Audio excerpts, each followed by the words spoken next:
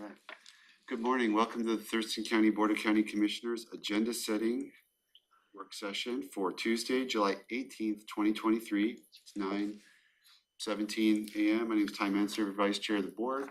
Our Chair, Commissioner Mejia, is excused this morning. Commissioner Edwards to my left, Assistant County Manager Rob Gelder, Nicole Martinez from our budget team. For virtual public attendance, you may follow along on the Thurston County YouTube channel. We hope to have our technical issues from yesterday ironed out, seems like. So that's great. We're here for 3 hours potentially, although this might be a shorter than normal agenda setting meeting. If we need a break halfway through, we'll take it, but we'll see how that goes. Up first is homeless strategies update.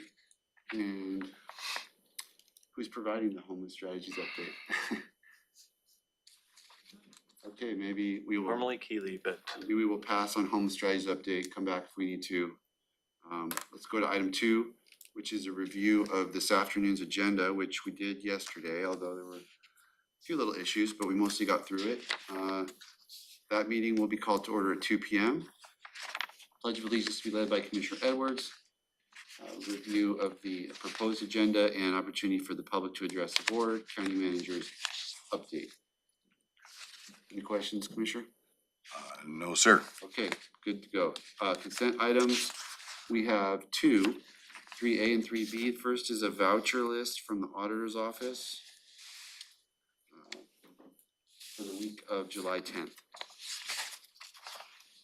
and that that voucher list is on the consent, as it does not have any expenses related to the atrium on there.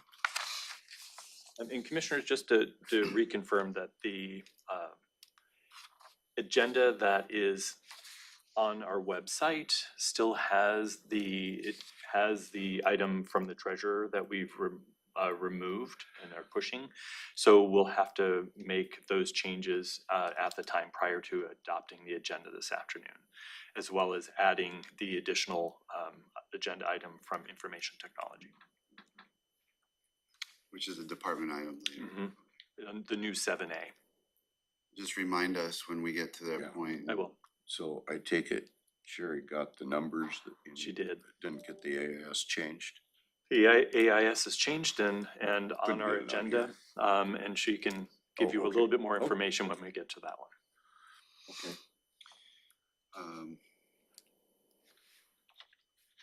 And am I correct that Commissioner Mejia is planning to zoom in? Correct. Okay. Mm-hmm. Very good. Item 2 then, or 3B, is information technology, interlocal agreement with Thurston Regional Planning Council for sharing GIS data.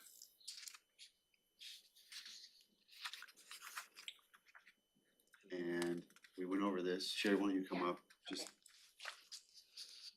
We'll just touch on it one more time in case there's any other lingering questions came up.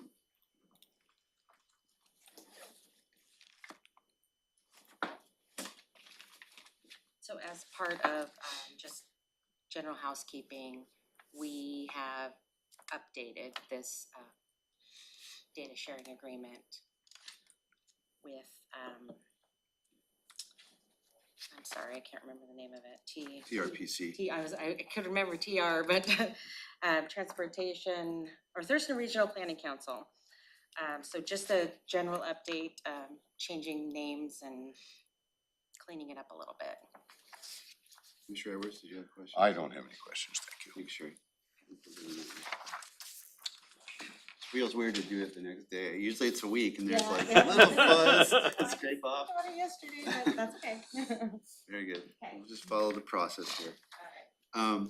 Next department item is Auditor 4A, approval of voucher list. We actually have A, B, and C, and these are voucher lists from June 19th, 26th, and July 3rd.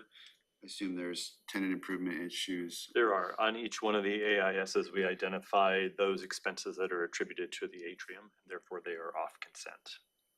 Okay. Any questions? And you gave that information yesterday. That was awesome. Thank you. Okay, very good. We'll go to Commissioners Department, item 5A, approval of a resolution for a public safety tax ballot proposition.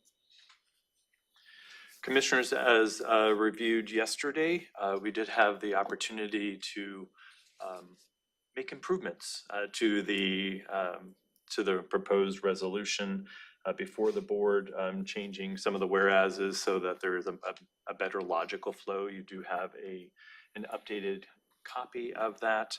And it would be then for the board's consideration this afternoon. Was the sheriff planning on coming over and giving us an update on The sheriff this is, issue? the sheriff is planning to be here later this morning to provide an update, and we can ask him questions at that point in time.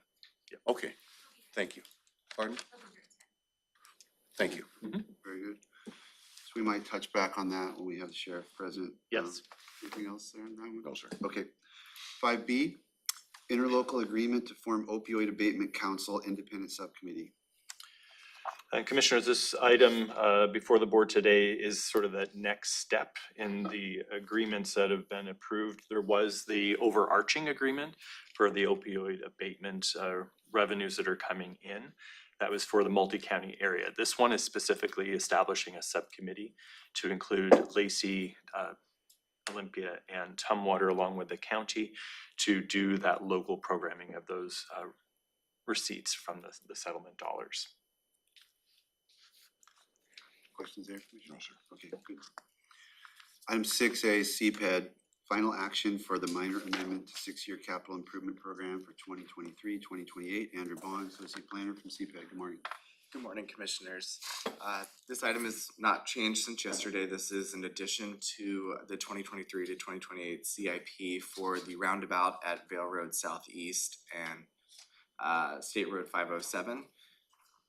The TIP and the budget were adopted in June, and so this is the final piece of this project. I do have a question on this. So, this goes back to what I talked about yesterday, about the 80 million versus 30 million on the 6-year plan. And that information on the resolution is where my problem lies on this. And I don't have it right in front of me, but in the resolution, there is a line 15. Boy, can you imagine, I've got a little bit more paperwork than I need. On the resolution itself, it has some verbiage that I cannot adhere to, and I just want to let everyone know where I'm at on this particular issue, because I think it's pertinent. So line 15 says, this capital improvement program estimates the amount of money needed for the planned facilities and identifies sources of funding for which there is reasonable assurance of availability. Actual financial and budgetary decisions by the county may deviate to some degree, but the estimates presented in the from the estimates presented in the capital improvement program. Well, the problem is, I can't say that $50 million is a deviation from what I would estimate is going to be the real revenue source over that 6-year period. So I've got no heartburn with any of the work that you folks are doing on this, but I do with the numbers. And so I can't sign off that we're going to raise 79 point something million dollars over that 6-year period on REAP. It just is not going to be there. And that is my concern. So in all fairness to the chair, who isn't going to be personally here and may or may not be aware of this, I'm going to say I think it would be better for the county to take this off of the agenda for today so that we can have further discussion. But if failing that, I don't know if we're up against a time frame or whatever it might be. I will be opposing this as written. So I just, as a courtesy, I'm saying that maybe the chair would like to have more, rather than vote remotely, would like to review it. That's all I'm saying. So So- nothing to do with your presentation, Andrew. It's just the numbers don't match up right for me. So just to circle back, this project is specific to the amendment from last year, and so this is not dealing with the revenue that you referred to yesterday Yes. during our presentation. But it's all lumped together in one action on Appendix G, right? But there is only really one change, and that is to recognize the revenue that the legislature appropriated specifically for that roundabout project. And to include it in the CIP so that staff would be able to begin working on the project. But it is listed in the Appendix G amendment.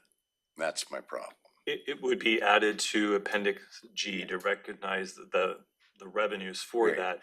And so, yes, the prior approved amounts through the real estate excise tax continues to be part of that appendix based on prior approvals. Okay, And this I'm- has to do, if I may jump in here, Yes,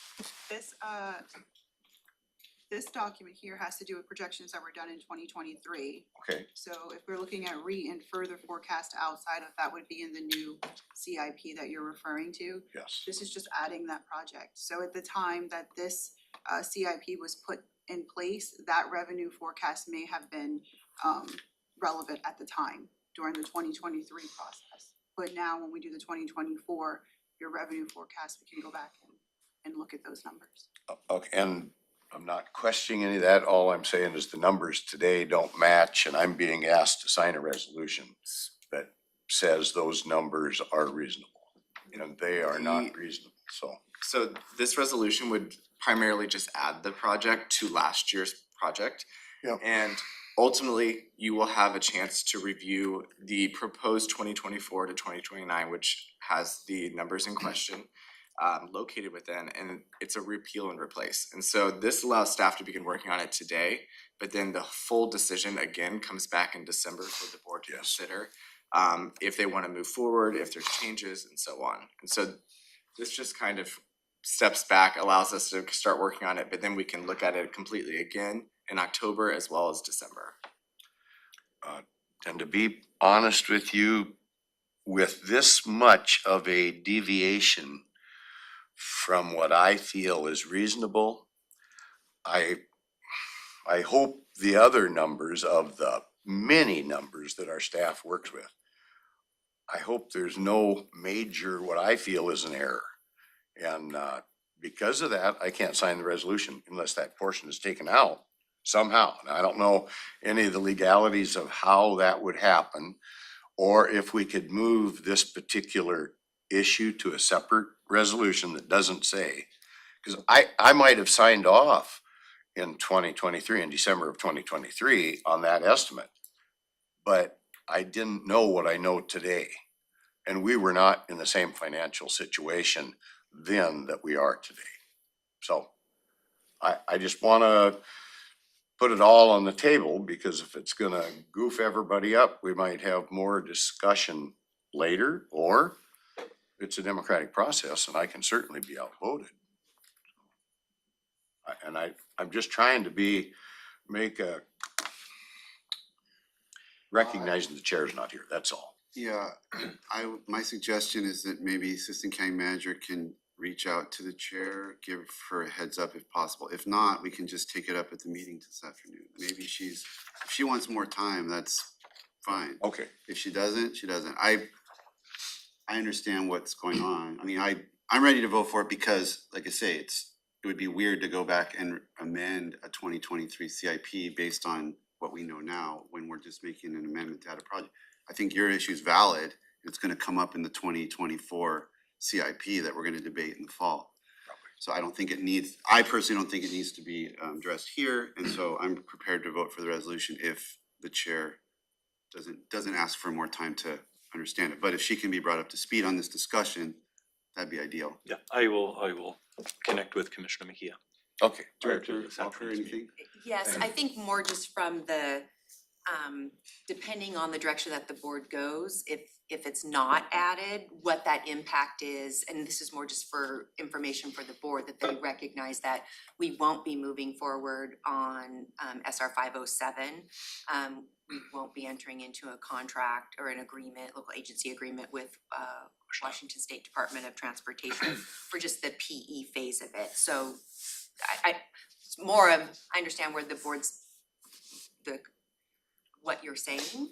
I just think it's important that there's just the board understands what that actually But means in Commissioner Edwards terms of asked about work. the time, I mean, I understand it won't move forward until we come to a resolution, but is there some kind of, like, if it takes an extra week to do this, is that a new problem? If it takes, is there something going on that today is really important? I think we're just trying to manage expectations as to when that project moves forward, so.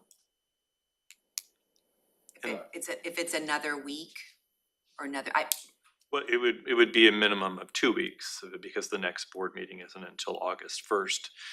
This was basically just aligning with the appropriate timing related to the Department of Commerce as the board had the hearing and then had to wait prior for the formal adoption and really to recognize the revenues from the state specifically for this project. And knowing that, yes, the rest of the CIP and the funding strategies that were previously adopted are not being amended through this action, but could and most likely would be amended at the next CIP that the board will adopt this fall. Okay, we'll see how this one goes this afternoon. Thank you. Thank you. Let's see. Item 7A is information technology, waive competitive bidding requirement for consulting contracts. Sherry Hill, IT Director. Okay. As part of the mitigation for the delay in the ERP project, we decided to pursue some external consulting resources to help augment the staffing in IT. And we're re-baselining that ERP project now, so we were hoping to have some help on board before we started making any commitments to the timeline. So there is a DES contract for hiring personnel services, but it requires a secondary bidding process, which will take us a lot of time. So anyone who's on the contract, we send the RFP notice to, and then they can bid on it, and then we go through the whole process of selecting the preferred vendor. So this request is to waive that competitive bidding requirement because we are really short on time and we really need to get some support on the county side for this project. On this issue, I mean, it seems like we're always up against the gun. We have to do it now to get it done. I mean, that's the prior item, same thing. I mean, so I don't know what the answer is other than there are so many issues that we deal with. On this particular one, your bid amount is not gonna be more than $750,000, which is a lot. You've got that set aside in your budget to do I this have with? salary savings because we've had so many vacancies in IT this year. I have $750,000 in salary savings that I And, can use to fund and the this. functioning of this component of county government is dependent on us being able to get this accomplished, I guess, right? We don't have the expertise in-house. Do not. And so when we go out to I guess, circumvent the bidding process, we have, it's reviewed by the internal auditor, by our attorney. Whatever reasons are given are valid and justified, I assume. Is that right? Yes.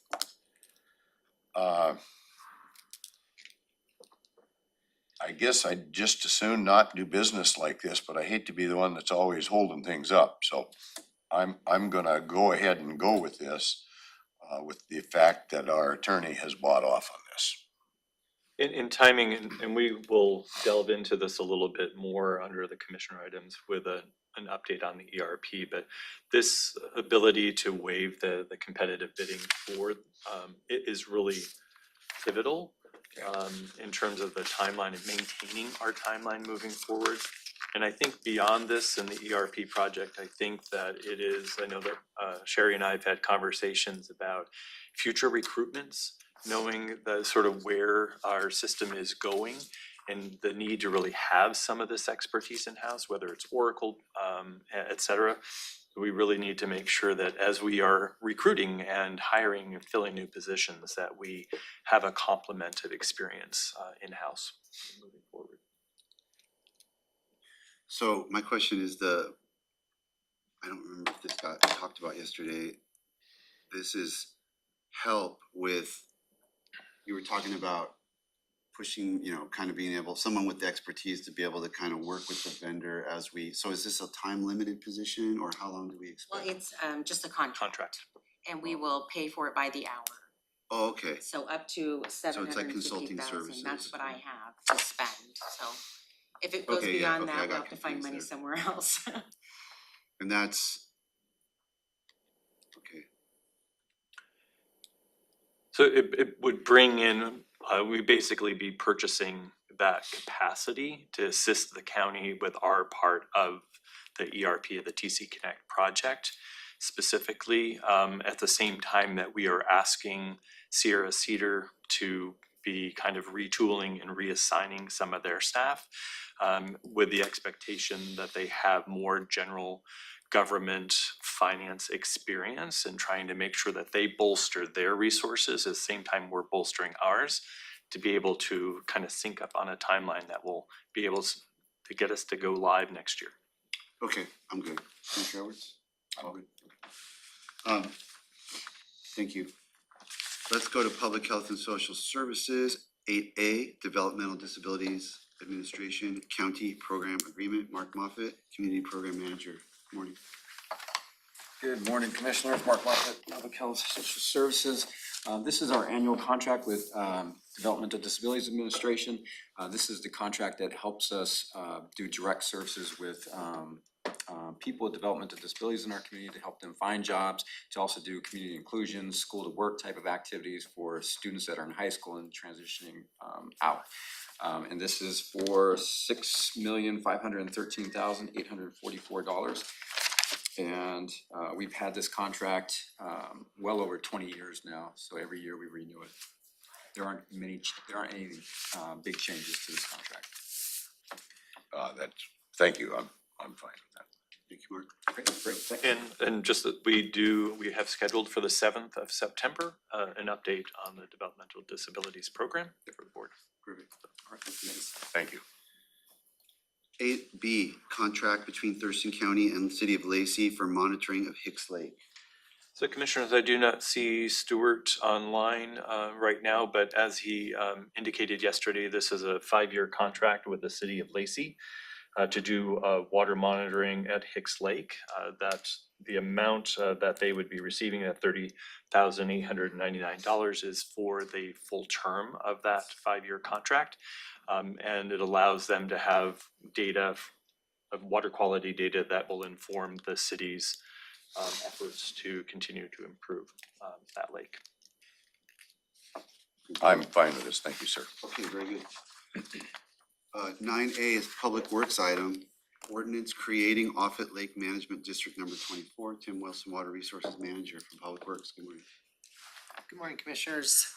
This item was reviewed yesterday. This is consideration of an ordinance that would create Offutt Lake Management District Number 24. It follows an affirmative vote of the community and is just the next statutory step in the process for creation of an LMD. And if this had failed the vote, the next lake that wanted to form would be 25, right? Didn't we go over this? Likely so, The yes. numbering, it's not like we have 24 lake management districts. That's correct. But they Yes. just somehow get numbered and then we keep going, That's correct. pass or fail. Yeah.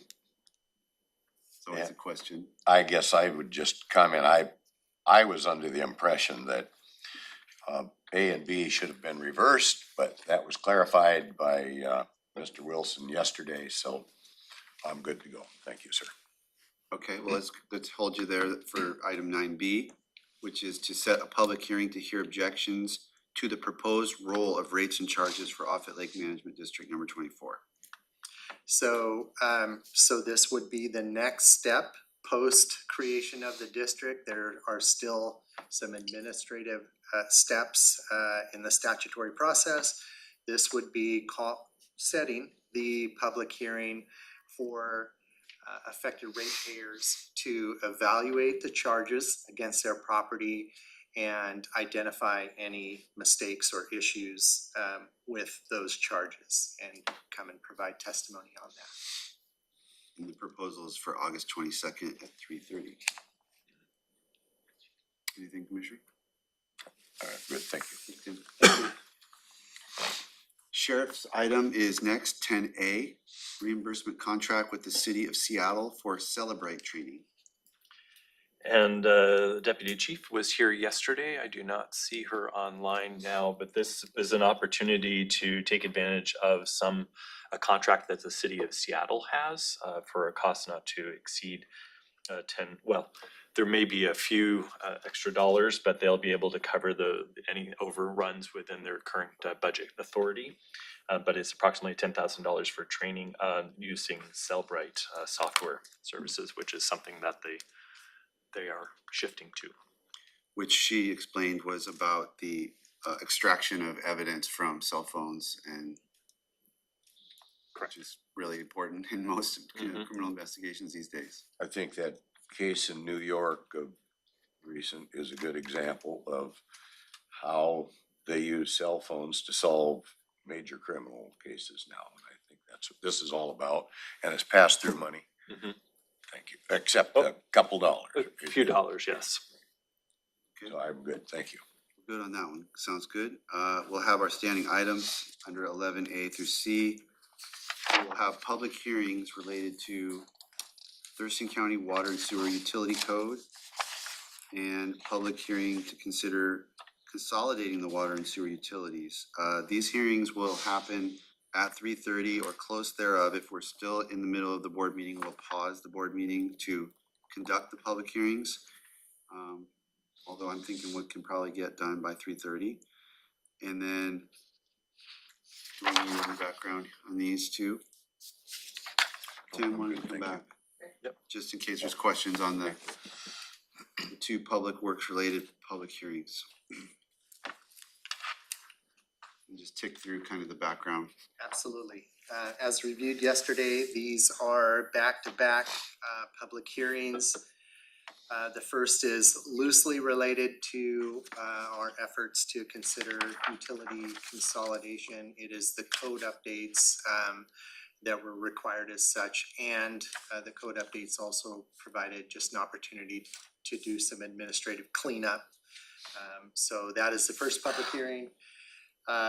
Following that would be the public hearing on the consolidation itself, or the resolution that would lead to consolidation. The public hearing follows a robust outreach effort that includes open houses in each of the communities. At that public hearing, we will also have consolidated comments and correspondence from affected ratepayers for you to consider as well. And we are on your schedule for August 3rd to provide a follow-up briefing for you to consider and discuss comments in more detail if you choose. No questions. Nope. Just clarifying, the suggested action today for both of these hearings is to close the public hearing and then adopt. Only to close the public hearing. We are not asking for any action on the resolution or the ordinance until I believe we're going to shoot for the August 15th schedule following the briefing. Okay, I just wanted to be clear. And the reason for that is possibly in case something is brought forward where there's a contesting maybe the issues assigned, the dollar amount maybe assigned or something, it'll give us time to fix it. Absolutely, and I will say that with the comments so far, both from the open houses and as a result of our advertising for the public hearing have been fairly limited. And the major point of contention for some of the ratepayers was the way we were handling the utility advisory committee, proposing that the board appoint those. The community has suggested that we consider elections, so staff has developed a resolution addressing that concern and moving towards elections. Thank you. Thank you. I'll take care of this afternoon's agenda, and that takes care of item 2 on today's agenda.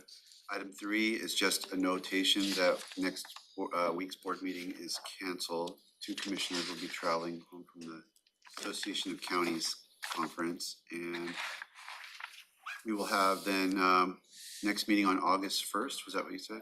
Okay. Correct. Proclamations, and I'm assuming there will be no agenda setting as well on Tuesday. Next Tuesday, no. To be aware, sometimes we do that, even if there's no afternoon meeting. Okay, item 4 is proclamations and awards. Clerk to the board. Go for it. For proclamations and awards, I have no updates. For boards and commissions, I received an application for the planning commission that has been included for your review. I forwarded it to staff contact, to have the commission review it at their next meeting, which is tomorrow evening. Should have an update for you at the next meeting on August 1st. The open seat is in District 2, but the applicant does reside in District 3. I wasn't quite sure, how the planning commission may end up shaping in the future with, the 5 commissioners coming on. The county manager had mentioned, seemed previously that it's possible that the makeup of that may end up changing. So, it has been included for your review. Outside of any questions, that's all I have. So I do have a question there. The District 2 vacancy is Commissioner Edwards' nomination, and he has an at-large seat, so he could nominate this person, but my understanding from what you just said is this is not your nominee, this is just somebody that sent in an application of interest? Okay, and what did you say about the planning commission's gonna It's review it? possible that the makeup of it, the structure of it may end up changing when we bring on the 5 commissioners. No, but I mean, you said something about the planning commission was gonna consider it, or? I sent it over for their review to provide a. 'Cause I don't really a think that's- recommendation like we normally I don't think that's appropriate in this instance because it's commissioner nominations. And the planning commission doesn't get to just vet a random applicant that hasn't been nominated by a commissioner. Planning commission I is do different. think that you're correct on that. Yeah. So I would just pull that back and unless Commissioner Edwards, chooses to nominate that person, then that just stays in the bank, I believe is how our system's set up. And I Go ahead. think that, there will be a proposal that the board will have to look at in the coming months, really about what is that plan going forward in terms of the structure of the planning commission and appointments given And how shifting many from will 3 be to on it? 5. How many will be on there? How What many districts? per district at large? There's any number of decision points that it seems without adding another person to that mix, if it's not difficult for the planning commission to continue to function with their 8, it might be worthwhile to make those decisions and then move forward, especially Rather than if somebody that has to then be removed because they because get they live in squeezed the out of wrong the new area or structure. a big part of it will, if there's any changes, likely will deal with staggering of those terms and resetting. That will be one of the decision points. Maybe with this delay, we'll get an opportunity to see like where that person lives, how does that coincide with the new district lines? Well, yeah, and we really need to get on this pretty quick because this has come up 2 or 3 times in the last 5 years, and there seems to be, and I have not personally gone through all the statutes, but, so I'm carrying this secondhand, Mhm. but folks who have gone through the statutes, one group was telling me that, I think a staff group was saying, we're formed under a certain statute and that limits us to 9 people, we can have 5, 7, or 9. planning commissioners came to me and said, nope, that's absolutely not true. We're on a different statute where we can have up to 13 or something. So if we don't even know how many we can have, we can't even get started in restructuring this planning commission. So that we need to get through all that, and the commissioners need to be clear about what statute are we under, what are our limitations, and what are then the possible structures legally permissible that we can then choose the right one for our county. So I have been working with CPED as well as the DPA, Travis Burns, on this, and so we'll kind of formulate. getting there? We're getting there. We're Okay. getting a proposal, and then we'll be, I think it potentially at either, I don't know if it'll be ready for the planning session a week from Friday, but likely for the August planning session. And then we'll be able to kind of work through some of those decision points and What's the solidify. date of that planning session? So we have a planning session on Friday, the 28th. And then we don't yet have one set for August. I take that back. Thank you. But if it's not at the planning session, then likely we'll set up some other specific briefing to get board direction about next steps. Okay. Well, I feel like There's also two different ways we've been doing business as far as filling vacancies and assigning terms of that new position and all that. So we've had a lot of commotion and confusion. yeah, absolutely. And I mean, there's gonna be, just getting those questions answered, there's gonna be a lot of steps after that. So I wanna get to that, where we know where we're going, and then getting there will take up the fall. And I think and we have to look at that for all of our various boards and commissions, just because so many of them are structured around a board of three and True. that process. So we need to update many of them, but we do want the planning commission High priority. high priority to be one of the first out of the gate so that it is well taken care of by the time next year comes around. And maybe just a suggestion, I think most of the county commissions that have expanded to more than 3 commissioners have done it through the charter process. And Spokane did it under this new process that we're doing now. And possibly they might have figured some of this stuff out ahead of time. It might be worth giving them a call and see how, because they're a year ahead of us. Right. And we How did, did you handle this? right. Might be worth asking, so we don't have to reinvent the wheel if we don't have to. We did have, so Ramiro and myself, we actually had the opportunity to meet with, on a Zoom meeting with their county administrator. Oh, okay. And so we did get sort of the lessons learned. Okay. One of the prime lessons was that they didn't do it before switching, and that sort of put them behind. And so they recommended really figure that out, and Yeah, then get it implemented sooner as opposed to later. Okay. Okay, great. Yeah, I was bugging Ramiro about that. Wow, so that's good that conversations are happening. Okay, so I sound like that's all we had then, Jamie? We don't have any pending applications that are hanging fire? Very good. Drainage districts, the inquiries about that, but I haven't actually received all the information to bring enough forward for your consideration yet. So once I have that, I'll bring that forward as well. Okay, good. PIO check-in, Hannah? Anna Rhodes, Public Information Officer, and I don't have any updates at this time. Okay, any questions for PIO? Okay, No, thank you. Any briefing, public hearing decisions pending? We are continuing the SMP deliberations. We have time, 2 hours set aside next Wednesday, the 26th. So you'll be fresh from the NACO conference, and for those 2 hours from 9 to 11. And then we have reserved some additional time if needed for the 30th of August as well. Okay. 30th of August is, okay.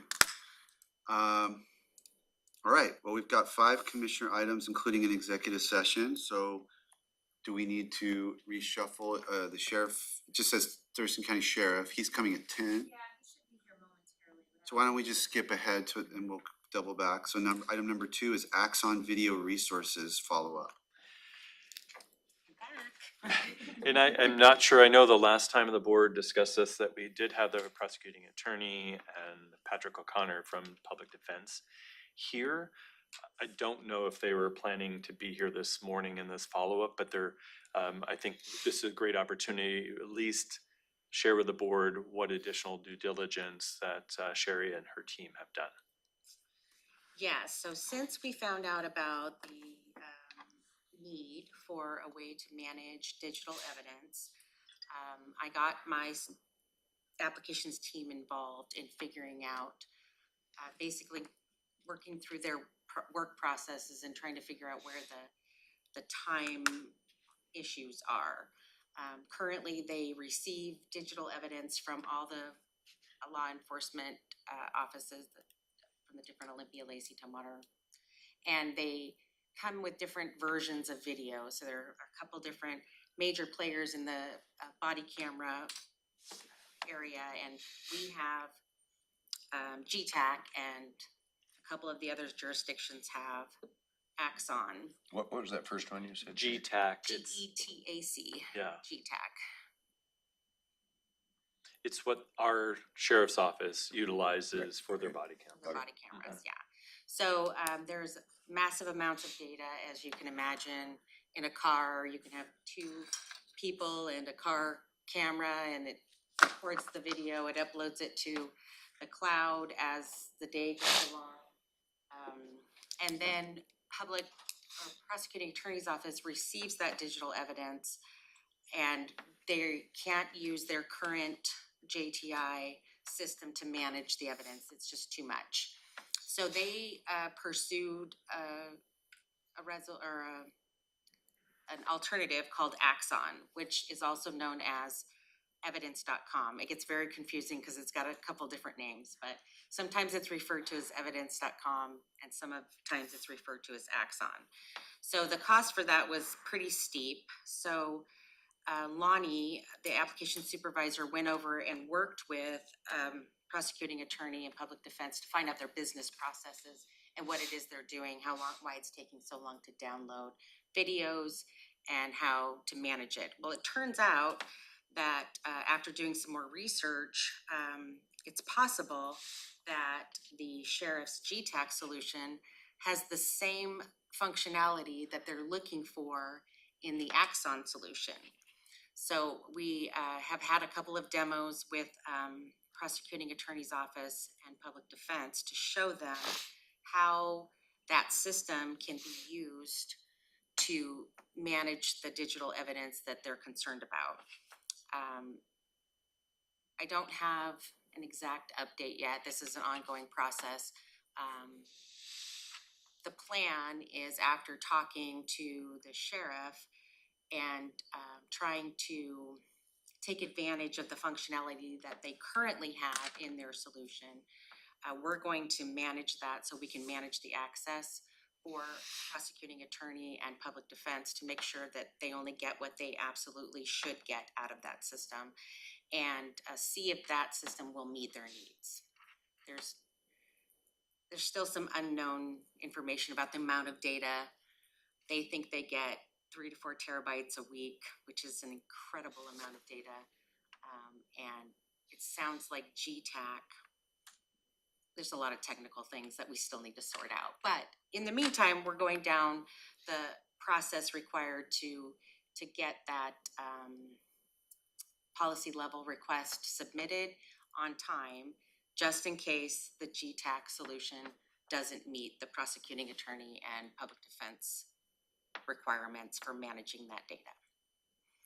So a two-pronged approach. One will be potentially pursuing Axon through the upcoming 24-25 budget development process and having it be a budget decision for the board.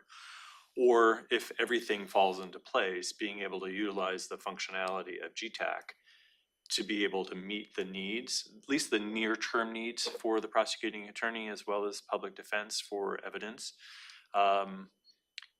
And then potentially that buys us a little more time to think about, is there potentially a broader, and the sheriff is here, Is there some other regional or approach, and it could be shifting platforms down the road over to Axon, so that there's consistency among jurisdictions, and then at that point in time, potentially shifting over to that platform for evidence management as well.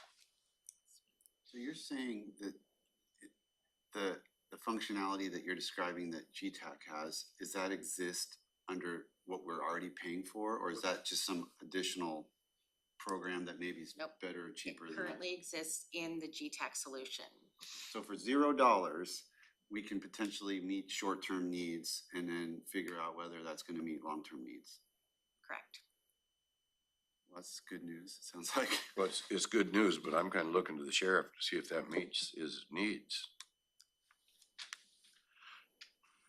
You're up next anyway, I'm Sheriff, up next, if you so. wanna- Come on over. Good morning. You guys have that system, so I'd imagine this approach would work for your Yes. team.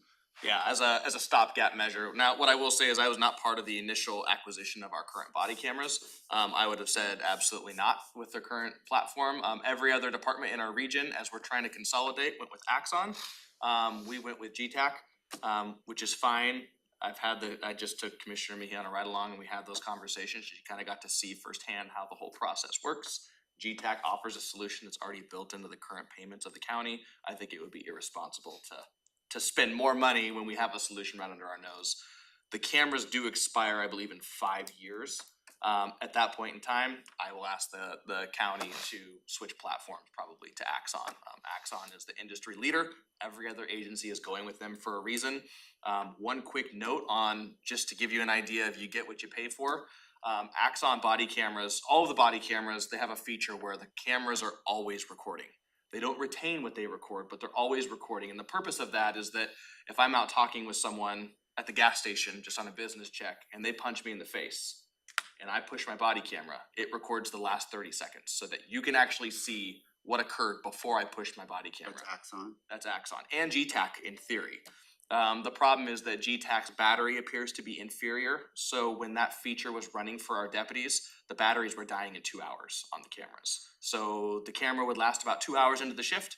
And then what was happening is, as deputies were taking them off, charging them in the car and forgetting them, which is even worse than the initial problem we had. We had deputies that would leave their batteries dead or charging and they'd run out to a call with no camera on whatsoever. So we had to disable that feature. So now, for instance, if you had a deputy who was maybe shot or something and then they pushed their body cam, we wouldn't be able to see what actually occurred. Those are some of the issues that Axon, who's been around a lot longer and a bigger industry leader, doesn't have.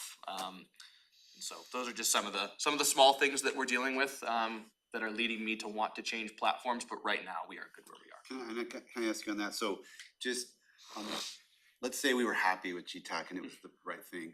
In 5 years, when you say the cameras expire, what does that mean? We throw them in the trash, we've got to buy a new set, or did they get refurbished, or what happens in 5 years? I want to say they're on almost an ER&R type basis. So at that point in time, the county would, there's basically, we're paying for the funding to replace the cameras in 5 years anyways, is my understanding. Yeah, and is how that does go works. through ER&R. It goes through ER&R. So So in it's 5 years, the cameras, what you see is just like anything else, your cell phone battery starts to go bad. Some of the cameras get damaged in the process. And at that point in time, if we were happy with GTAC, we would go back and say, GTAC, what do you have? And then we would buy those cameras, so. Although I think, correct me if I'm wrong, I think Axon has a little bit of a different model where, like with the tasers, et cetera, that you have them for a period of time and then you actually get, it's more of a lease. Yeah, And then they Axon replace does more of a the- lease program. So with Axon, as opposed to GTAC, what they do, and it's just the benefit of being $1 billion, police technology company, is that you actually lease a lot of the property from them. So it's almost like a cell phone plan, where as long as you keep extending, they'll keep you up to date with all the different things. Then Axon, we use Axon tasers. Everyone does. It's really the only manufacturer. So then they also have the technology where when a deputy draws their taser, their body cam turns on and it syncs with their dash cam, so everything turns on. They just have a lot of things that are all built in together. And now they're providing technology where if deputies get into foot pursuits, there's actually a map that tracks their geolocation. And it's called the Axon Body 5 or whatever. So everyone is synced in and dispatch can actually see you too. They can open up your body camera. They can see where you're at on the screen, where you're running. That way, if we have a deputy who's by themselves, which they obviously are a lot of the times, we can actually pinpoint exactly where they are in the county. So there's just a lot of technology that Axon offers as a complete bundle. And right now we're kind of piecemeal together. We have Axon tasers, GTAC body cameras. Can you share with us? No, my concern is how do we release to Defense Council all this information that they need to move forward on a criminal case? Have we got that part of it covered too? So our current plan is to go ahead and utilize the GTAC solution from now until either we get more funding in January to go with Axon for that portion of it, or until the sheriff's office moves to Axon, and then we'll get that with that. What about all the other jurisdictions that are submitting?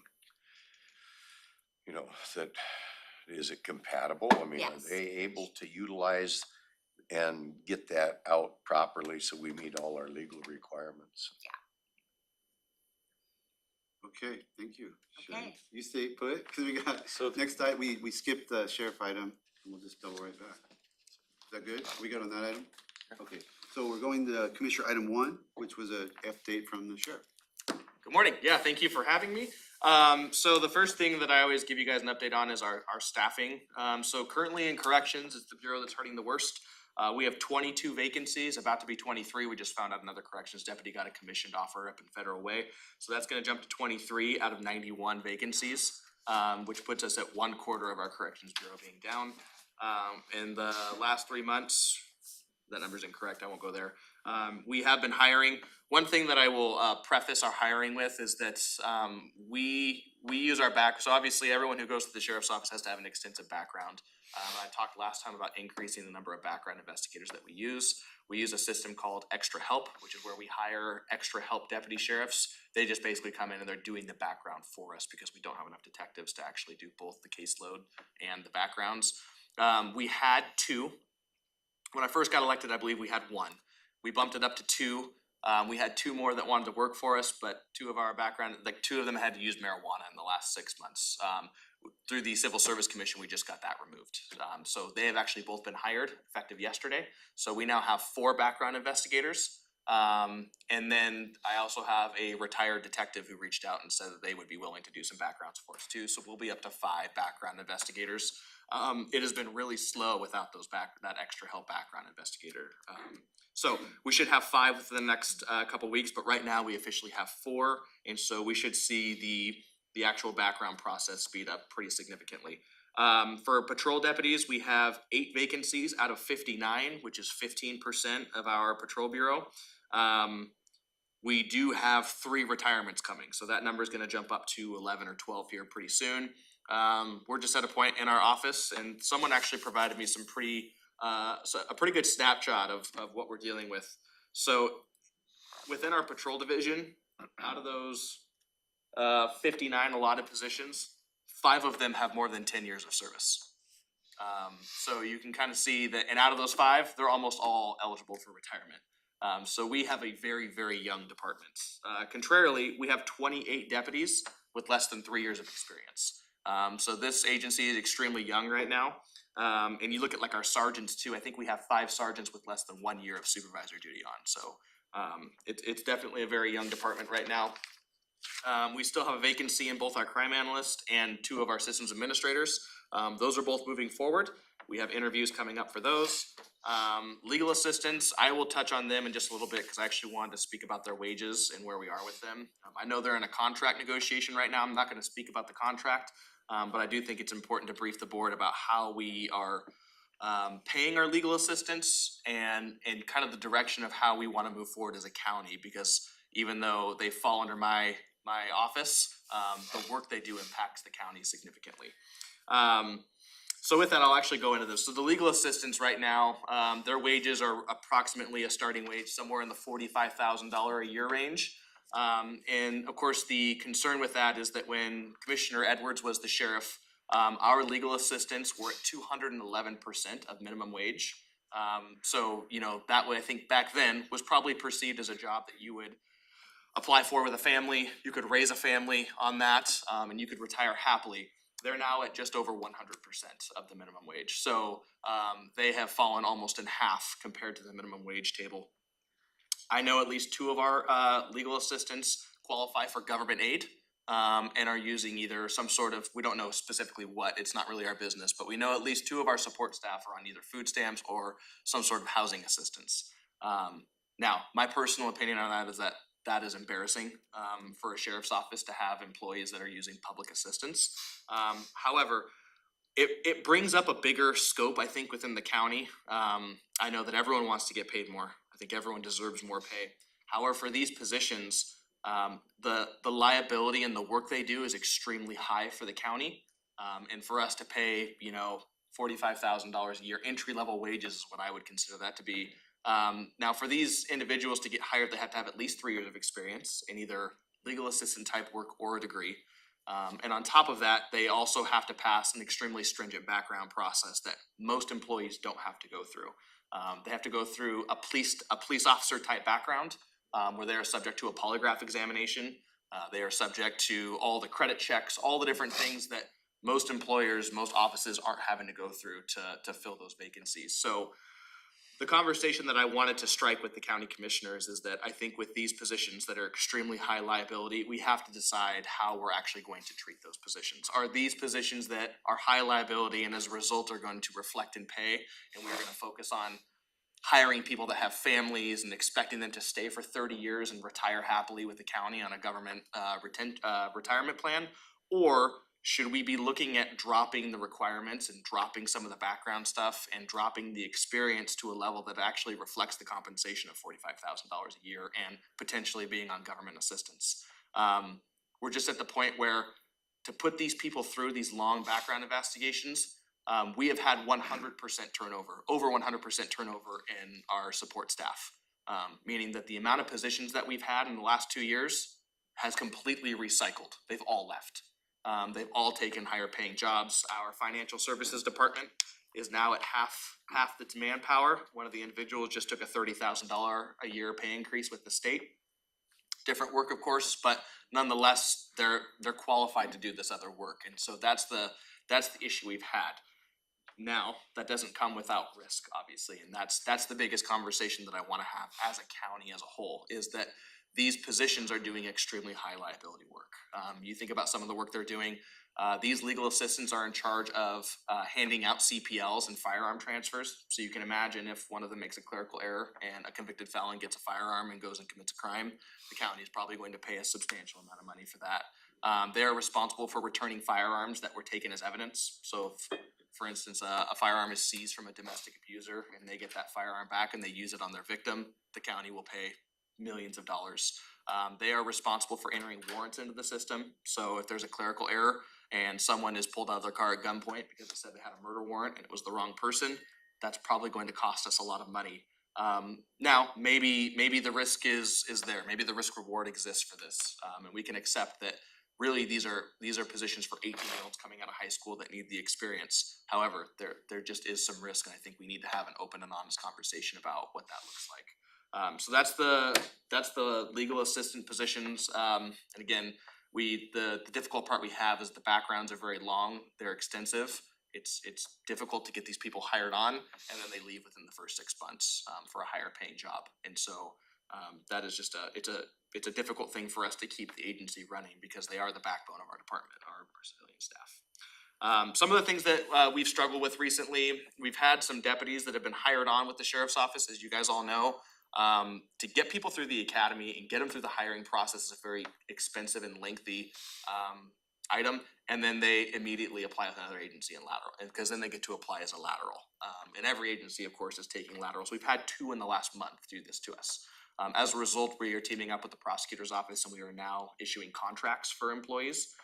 So if you are a deputy who transfers from the jail or gets hired on, they will be signing what we think will be probably 3-year contracts. And basically the contract will say that if you voluntarily lateral to another department in those 3 years, you owe the county your training and academy and equipment costs, which is anywhere from $10,000 to $20,000 roughly. We've been going through with HR and everything and crafting that contract as we speak, and everyone seems on board that it's lawful and that we can enforce that. And it's not that, you gotta stay at Thurston County Sheriff's Office even if you hate it. But it does say that, you need to at least spend just 1 or 2, 3 years here, before you just use us to get to go on to another agency. So we are looking at contracts. We see here some of the other things that we are looking to implement through MOUs that will probably be coming to the county manager. We are looking to do a lateral bounty, which is basically if any employees in the sheriff's office is able to successfully recruit a lateral applicant, which saves the county months and months of time and tens and thousands of dollars in overtime, that we will give them a week off. That they will get 5 days off to basically use as they need to. And the idea there is that the 5 days off that could even be potentially generated against overtime for the county will be paid back tenfold by being able to just plug and play a lateral applicant from another department. And that would be available to all of our staff, even the support staff, if they can get a lateral police officer or someone to apply. We're also looking at boosting our lateral package and giving lateral applicants 40 hours of vacation and sick leave to use once they're off probation. A big reason a lot of laterals won't apply is because they don't want to come into a new job with 10 years of experience with no vacation leave, no sick leave. And, if they get sick or whatnot, they have to basically take unpaid leave. I know that's a concern, especially in today's day and age. So those are some of the things that we're looking to do to incentivize some laterals. I've had some conversations with Commissioner Mejia, who's not here today, about our Forward Operations Bureau facility, kind of going back to the body cam, dash cam thing. For those of you that don't know, that building there in Tumwater, it's where our patrol deputies work out of. It's also the base station for all of our body cam, dash cam stuff. And so, basically a deputy will go out, they'll handle some calls, there will be dash cam and body cam footage that is stored on the DVR inside of the vehicle. They then back up to the Field Operations Bureau where the Wi-Fi begins transferring the data to the actual, basically the home station. The issue with that is that building doesn't have any internet. The way that we get internet is we actually beam a microwave across the runway to the old State Patrol building. And as a result, we get dial-up speed internet at that building. At any given point in time, we have over 400 videos pending to upload. And it's creating a backlog in the system where basically the courts are saying, where's your body cam footage? And our PDR unit is saying, we're waiting for it to upload.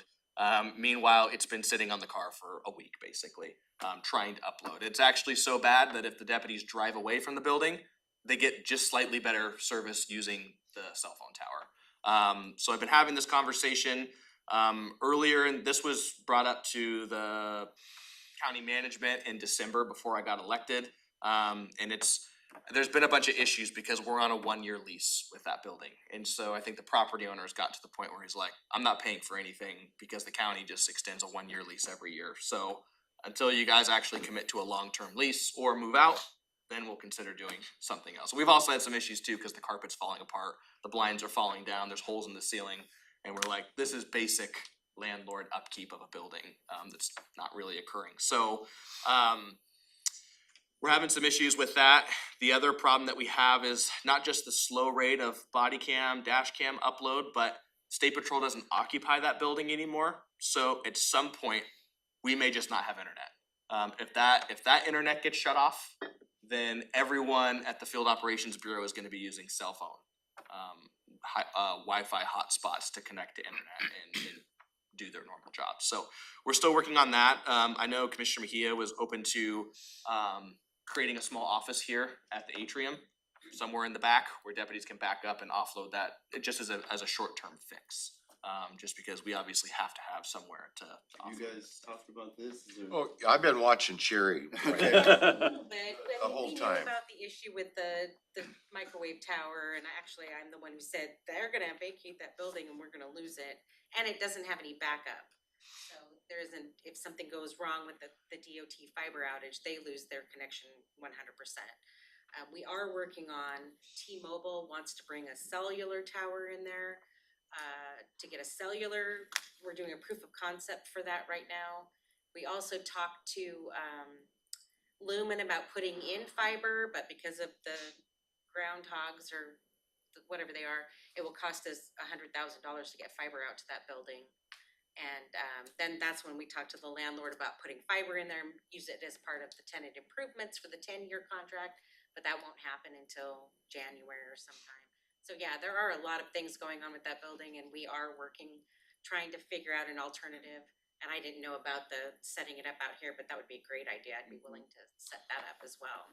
Well, and I think it created an impetus about the future of the sheriff's office and where we are actually going to be. And I've spoken with each of you individually about what is the plan for the sheriff's office, because when the courthouse topic comes up, there's usually nothing in there about the sheriff's office. We're a very large bureau, and it creates a lot of anxiety amongst all of our employees about we're in 3 separate buildings and only one of them is actually, 2 of them are permanent. One of them's on a year-to-year contract, and it's the Field Operations Bureau, which has a ton of equipment and all these other things. And so it's brought up the conversation about infrastructure for the sheriff's office, and the Field Operations Bureau doesn't actually really meet our needs, especially for the future, especially if we start looking at adding significant amounts of deputies. That current building will not work. There's not enough room. We are already having sergeants share desks or share offices crammed in with each other. So it's created another conversation. I think that's why the atrium was provided as a short-term solution to get body cam stuff, because I think as an office, we're not even really confident we want to stay at that current location. And if we're not confident with that, then why dump $100,000 just so that the tenant can have fiber optic for the next, or the landlord can have fiber optic for the next tenant? So it's just created an ongoing conversation about getting the sheriff's office what we hope a permanent home, a facility that actually meets our needs for now and maybe at least maybe the next 10 years if we have any growth. So it's just an ongoing conversation there. Trying to think what else. Overall, I think things are going okay. Morale is still doing okay within the sheriff's office. There is some concern about days off. Right now, we've slashed our overtime as best we can. I think our overtime variance right now, we're still projected to be about $170,000 over. That included slashing all of our employee training. So right now, we've slashed a ton of training. We are still averaging close to about $100,000 a month in overtime. And that is bare overtime. That includes the staffing to make sure the 911 calls are handled, and the very small amount of overtime for something like the Lake Fair Parade, right? The 3 hours that a deputy is in the parade. So we have pretty much cut out all voluntary overtime. Anything that wasn't mission critical has been slashed, but we are still way over. Our budget for the month, for each month, is about $25,000, and so we are regularly hitting 4 times the amount that we are allotted. On the other side, the Corrections Bureau, we are well under our projected variance for the Corrections Bureau, so we're looking good financially over there. And we've been meeting with Robin's staff pretty regularly to keep them up to date on all the different things that we're doing.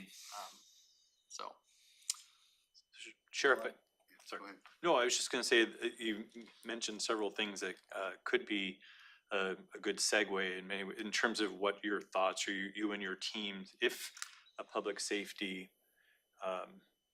initiative were actually successful in the fall, because it's on the board's agenda this afternoon.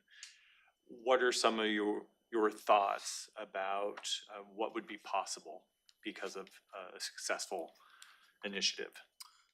So I'm going off of what I've got in my head here, but the public safety tax actually got us a lot farther than I thought it would. I was thinking 15 deputies, a couple support staff. I think right now with what we've allotted for what we would ask to spend the money on is approximately 28 patrol deputies, 4 sergeants, because we have to keep that sergeant to deputy ratio so that people are properly supervised, especially with all the different laws and things. 4 detectives. It would also add 2 more civil deputies, and with the addition of 2 additional civil deputies, we would also start working with the prosecutor's office to create an abatement team. So that basically, and they would almost be tied to our narcotics task force, because the narcotics task force goes into these drug compounds that are, tons of health violations and everything else, and then the abatement team would come back in behind them and basically start setting terms for cleanup on these properties, which I think most county taxpayers could appreciate. Not having the drug compound with 82 rusty cars next to them. It would also create a couple different legal assistant finance positions, some support staff to support those new deputies. And then it would also create an air unit, an aviation unit within the county. That is desperately needed. We are large enough to have an air unit. And that air unit would support search and rescue efforts. It would also be used for pursuit alternative technologies so that we could terminate high-speed chases, wait for them, go arrest them when they pull over. State Patrol actually had success with that 3 times over this last weekend. They caught street bikes that were going 100+ miles an hour around the county, and then the troopers just terminated, the airplane followed them around, and then they went and made the arrest once they parked. So it's very effective, it's a good alternative, and actually the aviation unit isn't as expensive as I thought it was gonna be. I think we are on the heavy projection of having it run 24 hours a day, and it's like 150,000 a year, somewhere in there. So it's not a huge project. And then the helicopter is free, and we actually have a pilot who is willing to donate all of his time and mechanic stuff right here at Olympia Airport. So we have most of the costs covered. It's just about getting the rest of it approved. So that is the initial bulk of the FTE and program coordination. The other part that we added in there was something to do with infrastructure, which was the possibility, not the guarantee, but the possibility of bonding out a small department. We're not looking for the $75 million Lacey Police Department. We just need a place with internet and a place to train is what we're asking for. So it gives the possibility, especially with vacancy savings at the beginning of the tax. So Do you have any idea, because we did have an air unit in years gone by, and like looking on a search and rescue issue, say on the Nisqually River, I think we used to figure we could do that recovery or location in an hour that would maybe take 4 or 5 days with folks in boats and on foot. correct. Anything new on that? Do you think that'd be about the same? Nope, we just had a river Save. rescue where I think a 15-year-old went missing on the Deschutes. And Smokey's airplane using infrared located them within I think the first hour.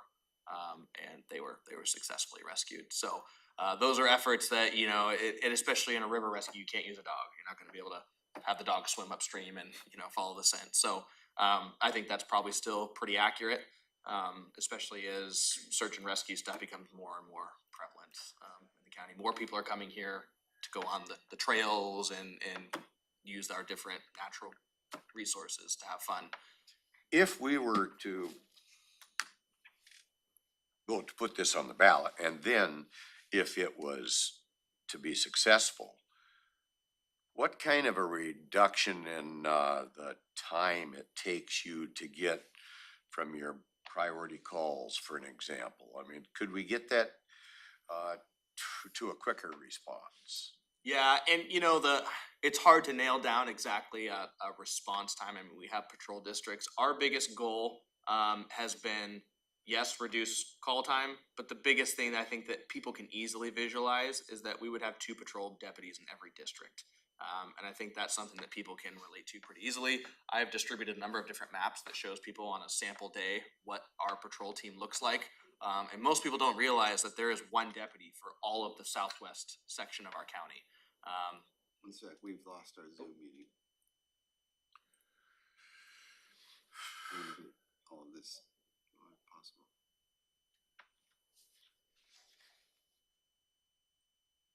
Okay. And does the numbers that you took through, 28 deputies, et cetera, is that the formula to get you to that point that you're describing? Yes, and so we kind of had to change things. I think the initial, one of the initial goals of the public safety tax was to get the county to either the average or the median amongst all counties in the state. We won't be able to get there with the public safety tax. We are so far behind. I think the numbers that we got this morning stated we needed 50 deputies to get to the median, and we needed 80 to get to the average. It was somewhere in there, and some of the bigger counties are really skewing that number, right? I mean, Pierce County has, I think, 400 and something deputies. We have 59, and so Snohomish County is the same way. King County is the same way. So we are a big county. I think we're the 5th largest county in the state, somewhere in there, 5th or 6th. So we're up there with those big counties, but our numbers really reflect a much smaller county when it comes to deputy per capita. So it would take a significant amount of deputies to get us up to that average number. But I'll take it. Are we at the bottom of the list as far as there's 39 counties and We're 38. we're 38th now in the Clark, number of because- deputy sheriffs? What's that? Was it Clark? Cause when you drive around Clark, there's billboards saying, we're the last county in. Yeah, I think so. I think Clark County is last. Yeah, and it's about deputy per capita, not total deputies, right? So Clark County might be doing even Per worse. capita, no, they Yeah. say that. So- I mean, Cause then Wahkiakum County has like 2 deputies, but they got 10,000 people. So they have a per capita of 2 per 10,000. So that's better than us technically, even though not good for them either. So, but, and I know that there's been other conversations about, is there a better way to measure it? Is it deputy per call volume, deputy per call, deputy per violent crime rate, that kind of thing. But, the problem is that everyone across the entire country is using per capita numbers is how they judge it. In a meeting sometime in the past when we were starting to discuss this, you mentioned one of the criteria would be that we don't be supplanting with this new revenue. Correct. And we're there as far as you've reviewed our resolution and stuff, and you think, Yeah, I had my chief of finance review it, cause she knows a lot of the terms better than I do. I might look at some of these documents and go, it looks good to me, and then she catches it, but, that was important to us. I mean, if I'm going to support a new tax, then I need the taxpayers to understand they're actually going to get something out of it. Supplanting basically allows the county to say, yeah, we got this new tax, and then we just used it to pay for extra stuff to make the general fund go higher. Which, you know, if I'm gonna support the tax, it needs to actually go towards something that we can show the people what they paid for, is the thing.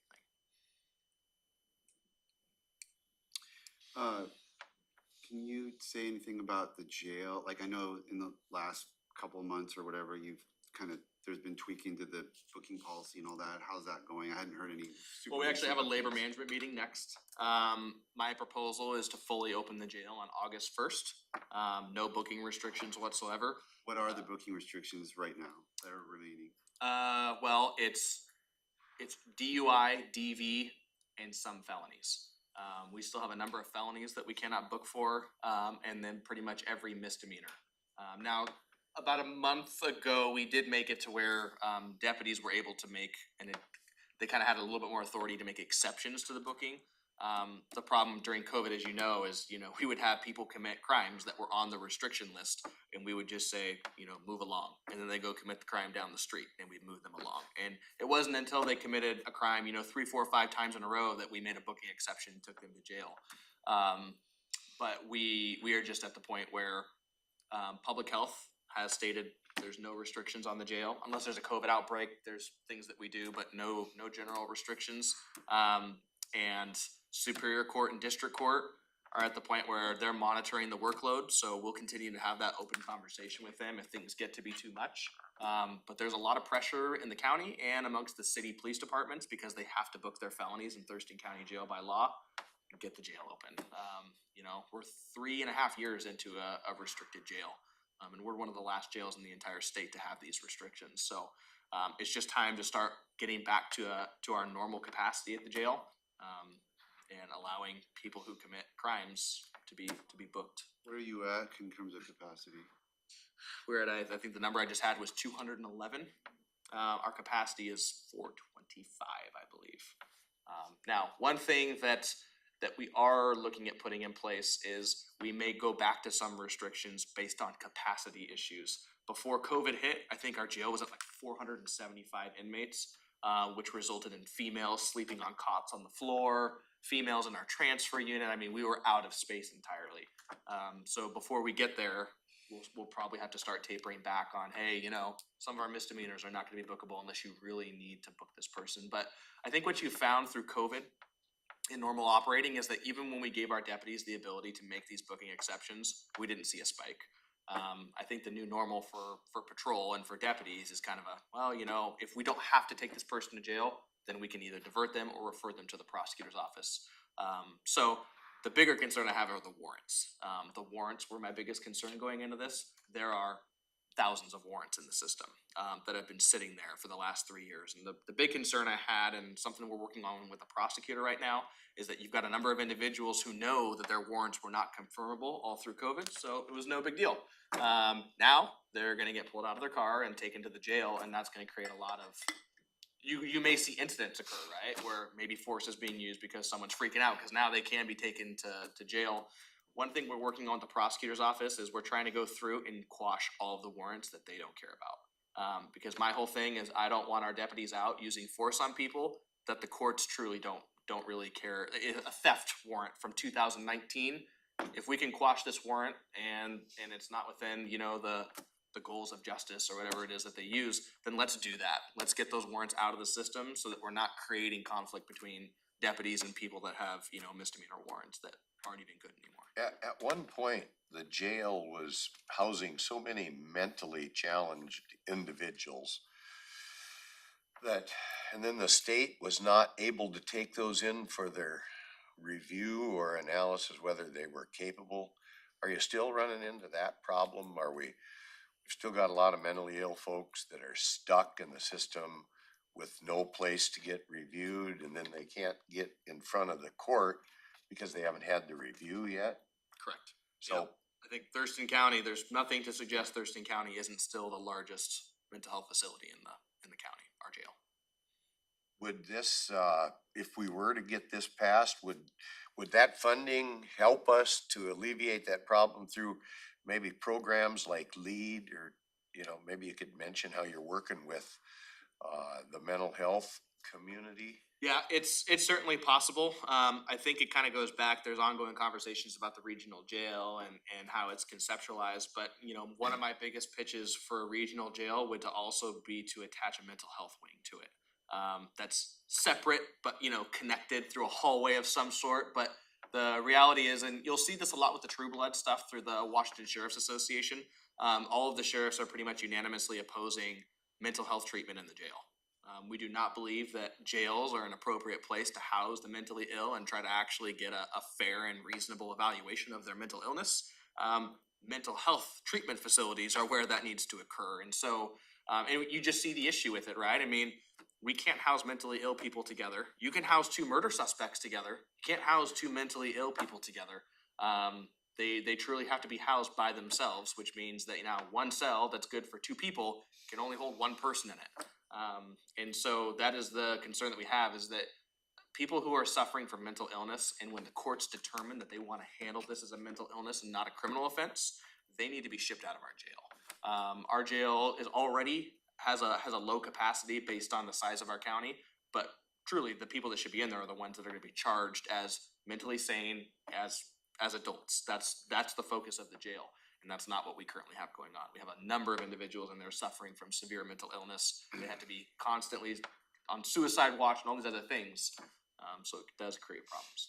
So, I mean, I'm concerned a little bit about that because there's a continuum, right? And there's a group that you referred to as like, they're not gonna really be criminally prosecuted. I mean, they're to the extreme. But there's a huge middle group where they're competent, they're going to be charged in the criminal system, but they have mental health issues. And if we're gonna charge them in the criminal system and they're gonna spend however much time the system says they need to spend in jail, I believe they deserve to have mental health treatment provided there. So I'm concerned about an attitude of, you know, we don't want mental health treatment in our jail.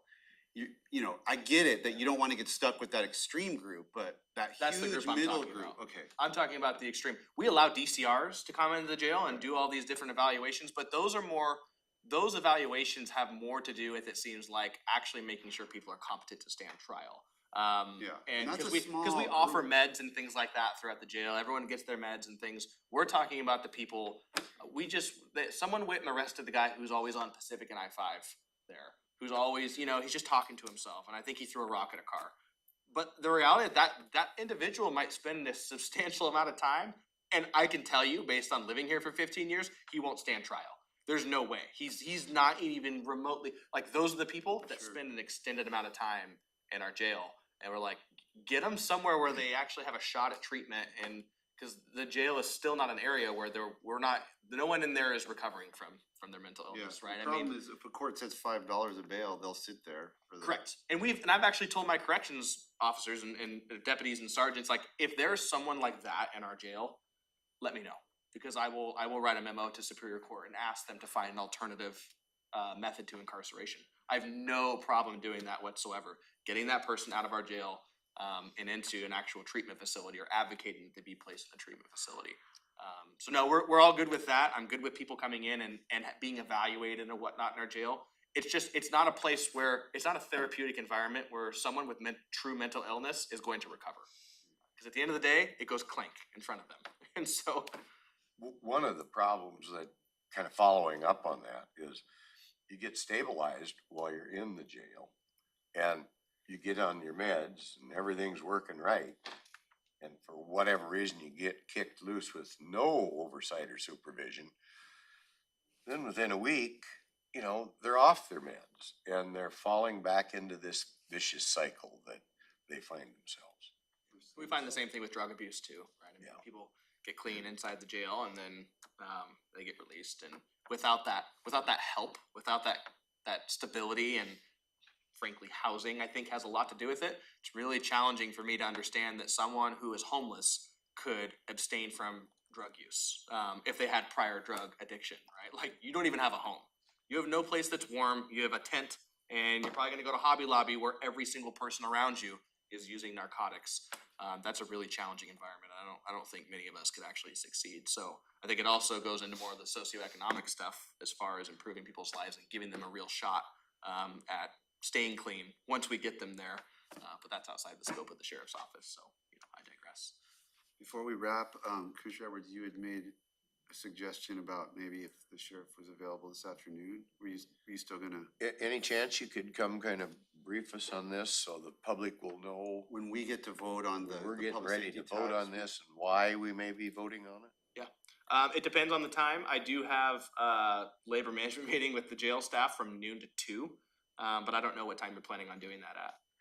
So it would be after 2. It'd be after 2, we'd be kicking off at 2, and that item is, it would be, I would say it would be 2:20, 2:15, 2:20.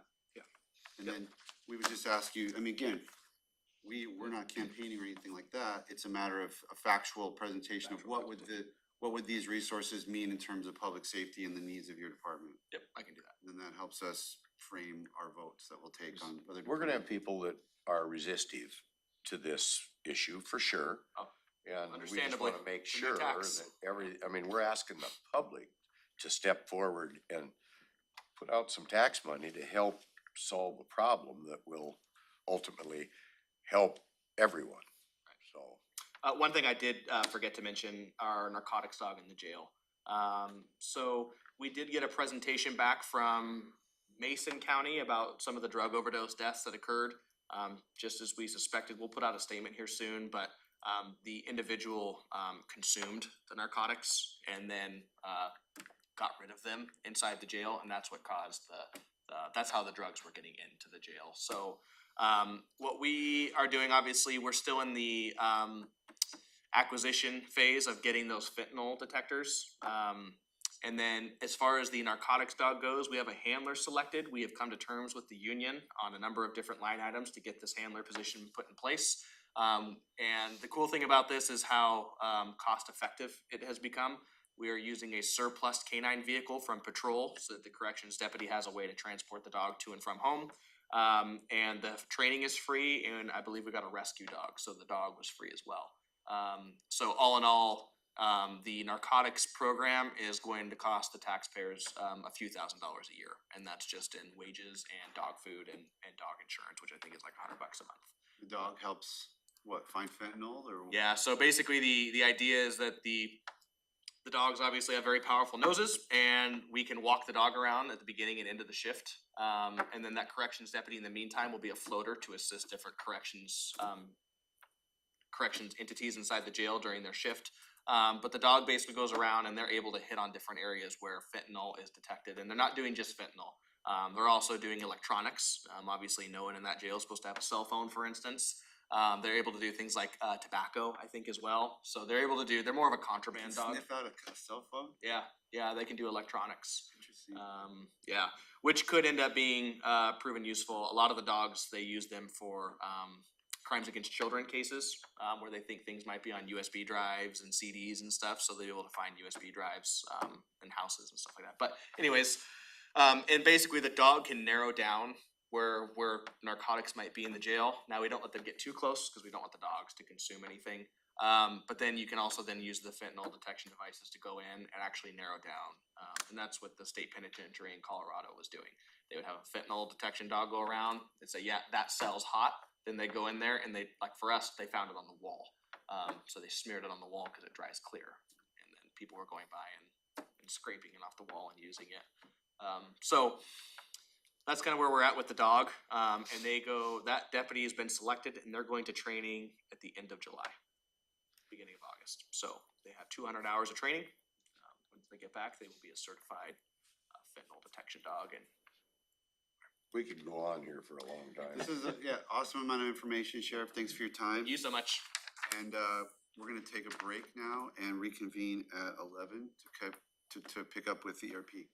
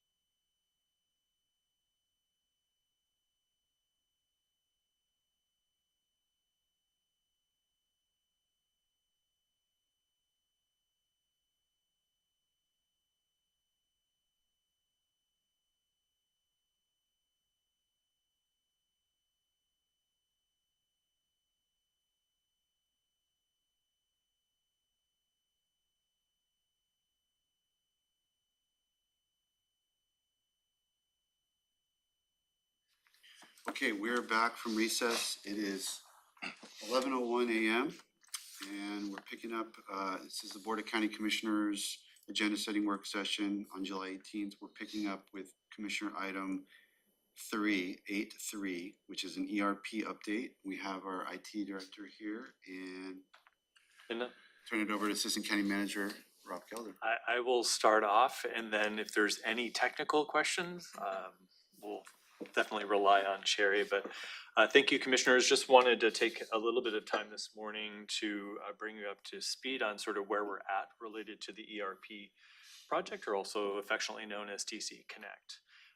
As Robin is away, I was one of these tapped to sort of help keep things moving forward, because July was going to be a fairly integral part of our conversation and our relationship building and communication with Sierra Cedar. So as Robin had previously explained, we are taking the month of July to establish a new baseline, really trying to understand what has been accomplished, what remains to be done. That will really take all of that to coalesce around a revised scope of work and contract amendment that would be coming to the board sometime in August is our goal.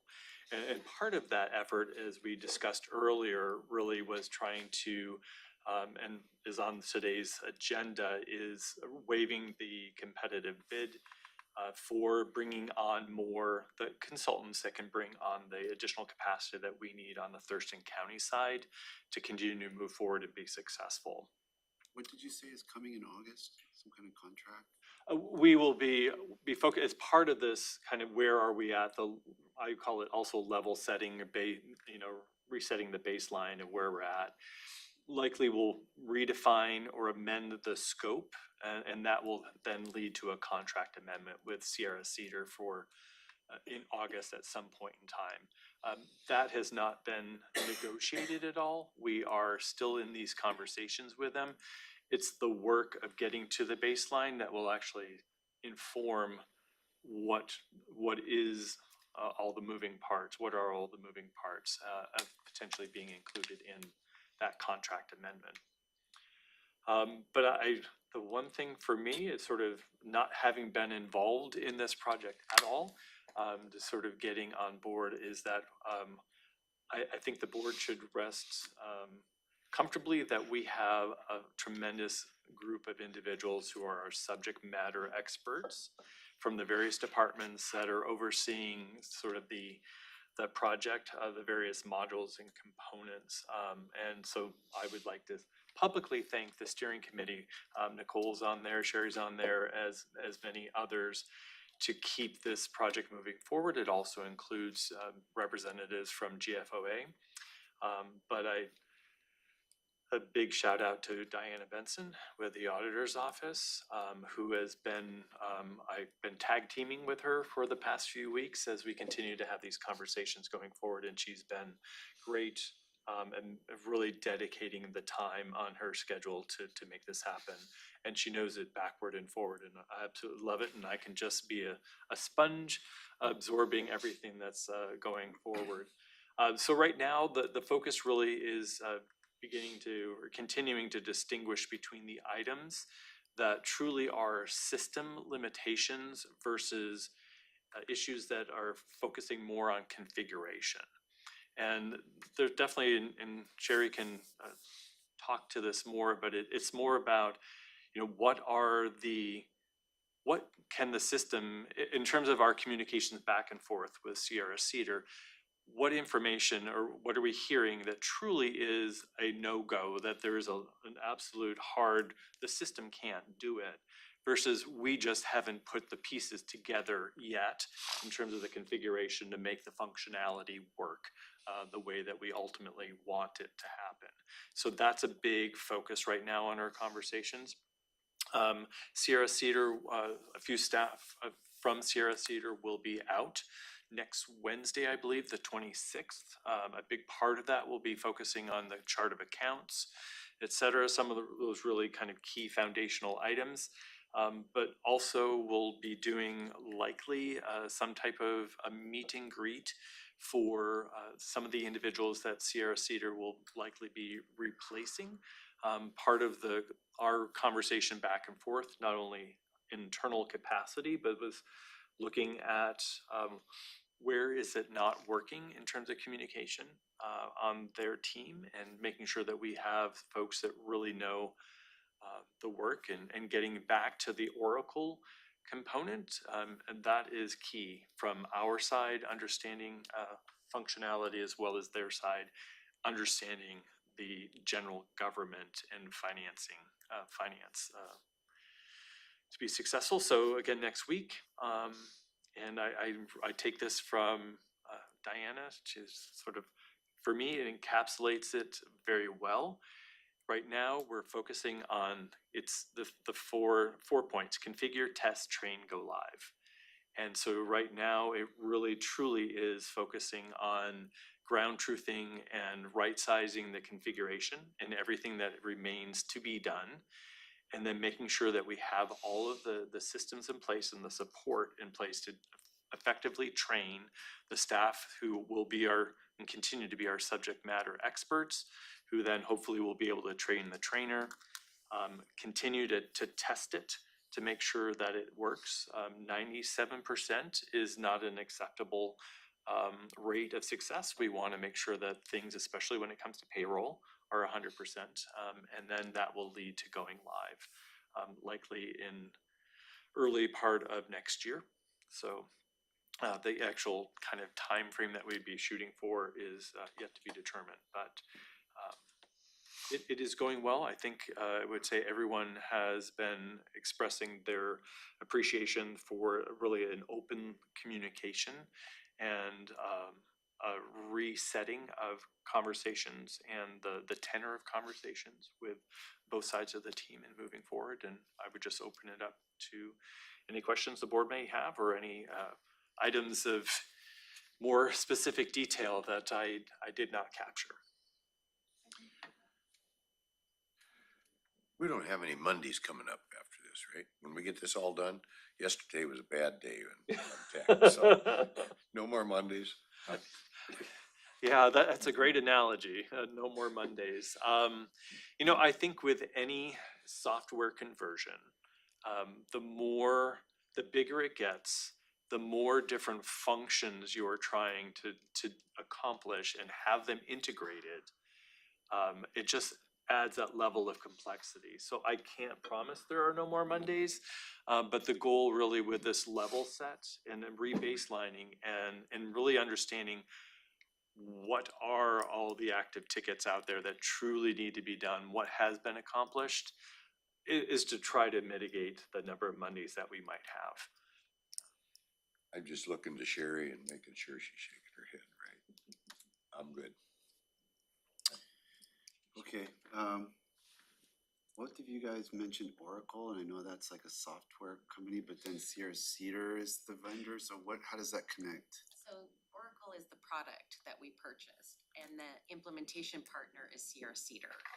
Sierra Cedar is who we hired. Isn't Oracle also a company? It is a company, they have That has nothing to do with this, that's the name of this product. That's the name of the product, and Oracle doesn't do their own implementations. They hire a partner to do the actual implementation. Okay. Okay, well, this whole project was going before I got here 5 years ago. The decision had been made, I don't know if you made the decision before or if it was a board before that, but the decision to embark on this ERP thing has long predated my presence here on the board, and I've just been trusting this. I mean, there's a lot of people in the auditor's office and commissioner's office that have seemed like they're really invested in making it work and do well, so I'm just trusting you guys because I don't really understand the problems or the ins and outs of any of it, so. When the couple of conversions that I've been involved in the past were very simple in comparison, in my prior life, because it only did one thing. It took, mapped data from one system to another. But we're talking about multiple different platforms and the flow of data between them, so ultimately it truly is an enterprise system that all integrates together to the best of its ability. So that just takes it up a notch. And yes, there are folks that are truly their feet are on the gas pedal, and it's moving forward. And it won't be our last conversation, obviously, but I think we're in a good spot at the moment. Okay, thank you very much. Thank you, Sherry. Next item on the agenda is just a commissioner items placeholder. We have an executive session. I don't know what the 30 minutes, it looks like, commissioner item, anything burning? Okay, let's go right to executive session then. Before we do, Commissioner, we do have a session set up next Wednesday with the Chehalis tribe. And just we're doing a little bit of an exchange back and forth with them, just kind of agenda setting for lack of better terms. Are there any topics that you would like to make sure that are covered that day? I know that there is interest on the tribe's part to continue the conversation about the roads that are on the tribal reservation that we've chatted about in the Is past. that gonna be here or over there? It'll be here. But if you think about it, and if things pop up, please go ahead and share those with me, and then we'll make sure that we send those items or potential items to them in advance. I don't know if this is needed to be a topic, but it's just something to think about. The tribe, so I represented the county at the urban growth subcommittee, For TRPC. TRPC. And the tribal representative expressed support for the projects that were there. Even though there was, challenge, even though some of them expanded the UGA, both in terms of housing and industrial zoning.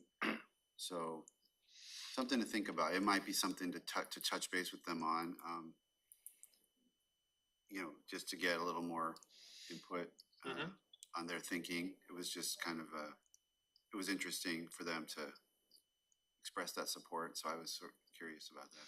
So potentially Grand Mound. Yeah, side just area. maybe like just talking about the vision for Grand Mound. Like, for example, Josh is always talking about how he wants the board to engage in a kind of a visioning, like, about how to really better manage the Grand Mound sub area overall. And, that would be something that I'd want to do in connection with the tribe. So, to the extent they'd be interested in that or have ideas about it, it might be just a topic to broach at a high level. Yeah, or at least or a beginning of a conversation. Yeah, beginning conversation. Okay, well then we're gonna go into executive session under RCW 4230-110-1I to discuss legal counsel representing the agency, litigation or potential litigation to which the agency governing body or a member acting in an official capacity is or is likely to become a party. Specific topic is Thurston County versus Department of Natural Resources regarding Summit Lake and the Delica Cut. We have approximately 30 minutes. Commissioner action may follow. We will be obviously offline and then come back in to close up our agenda setting. And at that point, there will or will not be any action. So most likely not, honestly, but we'll see. And then time now is 11:15, so that will give us till 11:45, and we'll extend that if it's needed.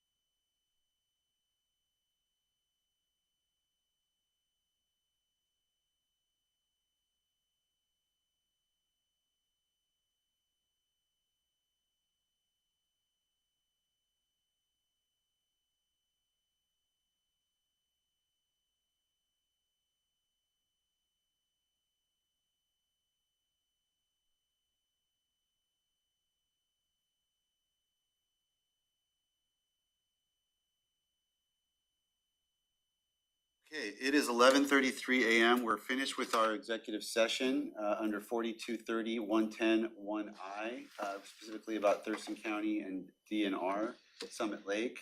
No commissioner's action is following, so that is the last item on the agenda setting work session agenda, and we are adjourned back at 2 p.m. for our regular board meeting. Thank you.